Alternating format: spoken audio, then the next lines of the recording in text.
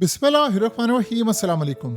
Trump की जिंदगी की सबसे ज्यादा मुश्किल रात थी जो गुजरी है, और ये रात इतनी ज्यादा अजीबोगरीब थी कि आप अंदाजा करें सिचुएशन रूम के अंदर डोनाल्ड ट्रंप तमाम सारी क़यादत उनकी उनकी फौज की, एजेंसियों की, उनकी गवर्नमेंट की सारी रात सर जोड़कर बैठे रहे। और वाइट हाउस में सिचुएशन रूम में जो इजलास हुआ वो कई घंटे जारी रहा, और उसके बाद ये फैसला होना था कि जंग करनी है नहीं होनी, और उसके बाद अल्टीमेटली कोई फैसला ही नहीं हो पाया।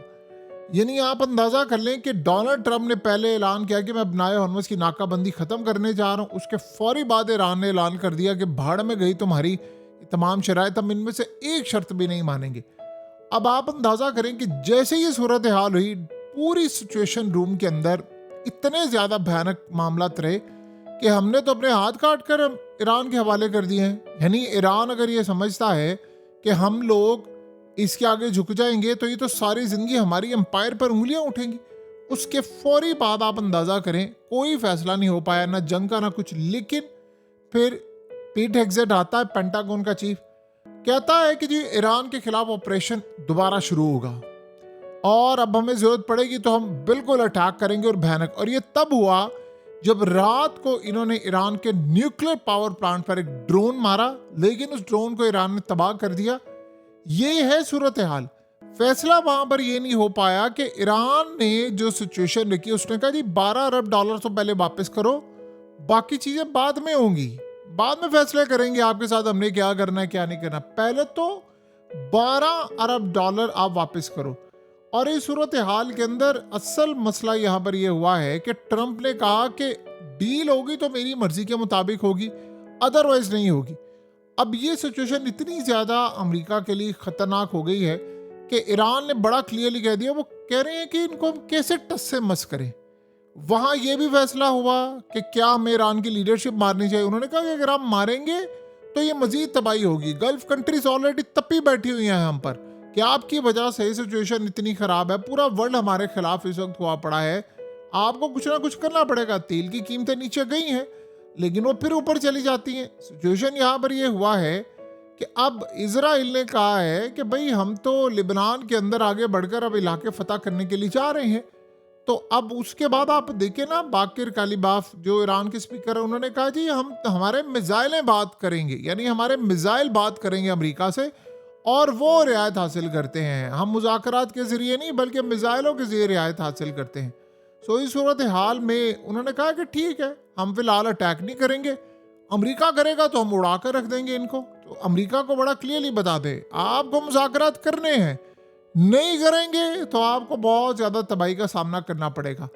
अब ये सिचुएशन अमेरिका के लिए इतनी टेंस हो चुकी हुई है कि देखिए पहली दफ़ा ऐसी सूरत हाल हुई है कि अमेरिका जैसा मुल्क ईरान के आगे बेबस है। और सिचुएशन रूम के अंदर वो कह रहे हैं कि वक्त हमारे यहाँ से तेजी से निकल रहा है, ऑयल इन्वेंटरीज जो स्टोरेज है अमेरिका में तेल की, वो अब कम से कम होती जा रही है, ख़त्म ऑलमोस्ट होती जा रही है। और बड़ी हालात ख़राब हो रहे हैं क्योंकि तेल इन्होंने दीगर ममालिक को बेचना शुरू किया। अपने लिए जो तेल इनका पड़ा हुआ था वो भी इन्होंने निकाल कर बेचना शुरू कर दिया क्योंकि उधर से अब ना उनमें से सप्लाई नहीं आ पा रही, और ईरान इसको खींच कर लंबे से लंबा लेता जा रहा है। सारा वर्ल्ड इस वक्त स्टक हुआ पड़ा है कि समझ नहीं आ रही।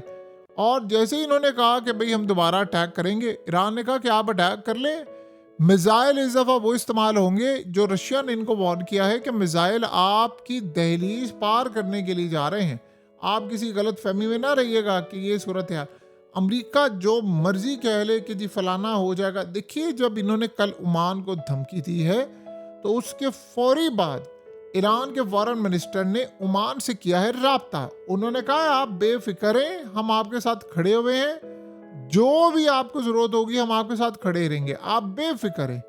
उन्होंने कहा है कि आप ये ज़हन में रखिएगा कि अब अमेरिका ने ओमान को ये बात बता दी है। उन्होंने कहा है कि अगर आपने बनाए हॉर्मस में जहाज़ों पर टोल टैक्स या कोई इंतज़ाम निज़ाम के क़याम में ताउन किया तो आपके खिलाफ पाबंदियां आयद कर देंगे। कहा हम आपको उड़ा कर रख देंगे। ये भी सूरत हाल पैदा हुई है। इस सारे के सारे मामले में अमेरिका को बहुत ज़्यादा मोहतात अंदाज में रहना पड़ रहा है कि देखिए ये वो ओमान है कि जिसने कभी अमेरिका को अड्डे दिए हुए थे और आज भी अड्डे वहां पर मौजूद है, लेकिन वो जरूरत नहीं है।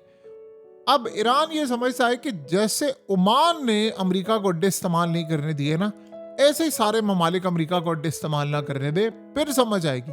ये नहीं कि आप ऐलान कर दें कि हम तो अड्डे इस्तेमाल नहीं करने देंगे और अगले अड्डे इस्तेमाल करके आ रहे। ईरान ये समझता है कि अगर अमेरिका के अड्डे यहाँ से ख़त्म हो जाए तो हमारी गल्फ कंट्रीज़ के साथ कोई लड़ाई ही नहीं है। वहाँ से जहाज उड़ते हैं, हम पर अटैक करते हैं, अमेरिका को सहूलत देते हैं, इजराइल को सहूलत देते हैं। जब यहाँ पर ये सूरत हाल होती है तो हम फिर क्या करें? अब आप ये सोचें कि ईरान के खिलाफ अब जो पाबंदियाँ, जो सूरत हाल होगी, यानी अब ट्रम्प को ये बात समझ नहीं आ रही। उसने कहा मैं ये मुआहदा कबूल कर लूँ, ये तो सीधा सीधा मेरी तबाही है, ये तो हमारी सुपर पावर का स्टेटस खत्म कर देगी। मैं किसी सूरत ये मुआहदा कबूल नहीं करूँगा, ये तो बर्बाद कर देने वाला हमें मुआहदा है। मैं दुनिया को क्या बताऊँगा कि ईरान को मैंने $12 अरब वापस कर दिए, ईरान अब नए हॉर्मस ले रहा है, और ईरान ने कहा न्यूक्लियर पर बात ही नहीं होगी। यानी आप ये सोचो ये फिर हो क्या रहा है मुआहदा, तुम लोग ये फलाना करेंगे। ये इस सिचुएशन में ईरान ये समझता है कि हमारे पास है लंबा टाइम, अमेरिका चाहे ले जाए जो मर्जी कर ले, 6 महीने इस जंग को आगे ले जाए, हमें कोई फर्क नहीं पड़ता। लेकिन ईरान समझता है कि जी हम तो तैयार बैठे हुए हैं, हमारा तो सिस्टम जैसे भी चल रहा है चल रहा है। देखिए होता क्या है कि जब आपकी इकोनॉमी, आपके हालात आपने वर्स फेस कर लिया हो, तो आप ये कहते हैं कि ज्यादा से ज्यादा क्या हो जाएगा, यही हो जाएगा ना कि इस सिचुएशन ऐसी चलती रहेगी तो चलने दे। लेकिन वर्ल्ड पूरा चल जाएगा नहीं, इंडिया, पाकिस्तान, पूरा वर्ल्ड, यूरोप, देखिए मिडिल ईस्ट, खलीजी ममालिक, बहुत बुरा असर पड़ रहा है, इन्वेस्टर्स का असर पड़ रहा है, टूरिज्म का असर पड़ रहा है, फ्यूचर सारा इस वक्त बुरी तरह तबाह होने के लिए तैयार बैठा हुआ है। और एक गलती, एक लड़ाई, एक अटैक पूरे का पूरा निज़ाम तलट पलट कर देगी। फिर आप बताएं कहाँ पर जाएगा सारी सूरत हाल।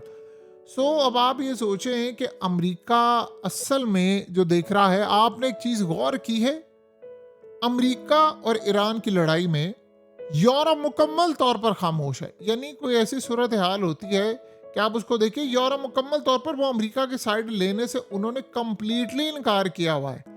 यानी वो अमेरिका की साइड लेने को तैयार ही नहीं है, ये सिचुएशन है। अमेरिका को ये बात बड़ी अच्छी तरह समझ आती है कि हालात क्या हैं, कैसे सिचुएशन बदल रही है, क्या मामलात हो रहे हैं। कुल मिलाकर अगर हम सूरत हाल को देखें तो हमें ये काफ़ी सारी चीज़ें वाज़ह होती हैं कि अमेरिका के मामलात अब ख़राब से ख़राब तर होते जा रहे हैं। देखिए कोई इनका साथ देने को इस वक्त तैयार नहीं है। ये बड़ी टफ सिचुएशन में पूरे का पूरा मुल्क आ चुका हुआ है, और यही वो वजह है कि डोनाल्ड ट्रंप को ये बात अब हजम नहीं हो पा रही कि मेरे साथ डील करें। असल में ट्रंप अपने आप को कहता रहा है कि जो आर्ट ऑफ डील है उसका मास्टर मैं, उसने अपनी किताबों में लिखा, मुझसे बेहतरीन निगोशिएशन कोई नहीं कर सकता। और ट्रंप ने 2020 में कहा था ईरान ने कोई जंग जीती नहीं और कोई निगोशिएशन, मुज़ाकरात उसने हारे नहीं। पहली दफ़ा हो रहा है कि जंग भी जीत रही है, मुज़ाकरात भी वो जीत रहे हैं। और अमेरिका के पास अब क्या सिचुएशन बाकी रह गई है? देखिए पूरे का पूरा वर्ल्ड इस वक्त स्टक हुआ पड़ा है, मजाक की हदें क्रॉस हो चुकी हुई हैं, हर हद तबाही की तरफ जा रहे हैं, इदारे अब तबाह हो रहे हैं, वर्ल्ड तबाह हो रहा है। उसके अलावा बड़ी बड़ी कंपनीज अब बैंकरप्सी के करीब पहुंच रही हैं। आपको पता है बड़े बड़े ममालिक ने एम्प्लॉयज़ को निकालना शुरू कर दिया है। पता नहीं चल पा रहा है कि क्या सिचुएशन रहेगी, क्या होगा। ट्रंप के खिलाफ जो नफरत है, जो गुस्सा है, वो आने वाले इलेक्शन में आपको नजर आएगा कि कितना शदीद गुस्सा इस वक्त अवाम को इन पर है, और वो तपे बैठे हुए हैं। यानी ये मिड टर्म इलेक्शन के अंदर ट्रंप की पार्टी का हो सकता है कि इतनी बुरी तरह सफाया हो जाए, इतनी बुरी तरह सफाया हो जाए कि ट्रंप का उसके बाद इक़्तिदार में रहना भी बिल्कुल काबिल कबूल ना हो। अमेरिका की अक्सरियत अवाम इस वक्त तपी बैठी हुई है। दुनिया का कोई प्रेसिडेंट ऐसा नहीं है जहां जिसकी रेटिंग इस लेवल पर ज़मीन बोस हुई हो। और आप देखिएगा इस रिजल्ट के अंदर हालात कितनी ज़्यादा। अब जेडी वेंस बार बार ट्रंप को कन्विंस कर रहा है आप ये जंग ना करें, आप इन मामलात को यहाँ पर रखें, इन मामलात को रखें। लेकिन अब हो ये रहा है कि इजराइल को जेडी वेंस भी खटक रहा है। जेडी वेंस इसलिए खटक रहा है कि वो समझते हैं कि जो बंदा जंगबंदी की बात कर रहा है वो हमें खटक रहा है। यहां अगर अमेरिका जरा सा भी जीत रहा होता ना, अमेरिका देखिए सुपर पावर था, सुपर पावर का एक स्टेटस था उसके पास, इतना अमेरिका को जंग में नुकसान नहीं हुआ जितना इस निगोशिएशन में नुकसान हो रहा है। यानी आप ये सोचें कि पूरे का पूरा वर्ल्ड स्टक हुआ पड़ा है, और अमेरिका जो कभी एक बात कहता था सारे मामला तय हो जाते थे, आज अमेरिका की सूरत हाल ये है कि कोई उससे बात करने को तैयार नहीं है। ऐसी सिचुएशन आपने कब आखिरी दफ़ा देखी थी? काफ़ी ज़्यादा चैलेंजिंग मामला था अमेरिका के लिए। और सिचुएशन रूम के अंदर आप देखिए सारी रात ये लोग बैठे रहे हैं और वो कह रहे हैं मैं ये मुआहदा किया तो मैंने अपनी तबाही कर लेनी है, तो मैं ये मुआहदा कभी ज़िंदगी में नहीं करूँगा, ये मुआहदा मुझे बर्बाद करके रख देगा और इस बर्बादी के अंदर सब कुछ उलट पलट हो जाएगा। बहरहाल सिचुएशन काफ़ी ज़्यादा अमेरिका के लिए ख़राब है और वर्ल्ड के लिए भी बहुत ज़्यादा जाहिर सी बात है ख़राब है।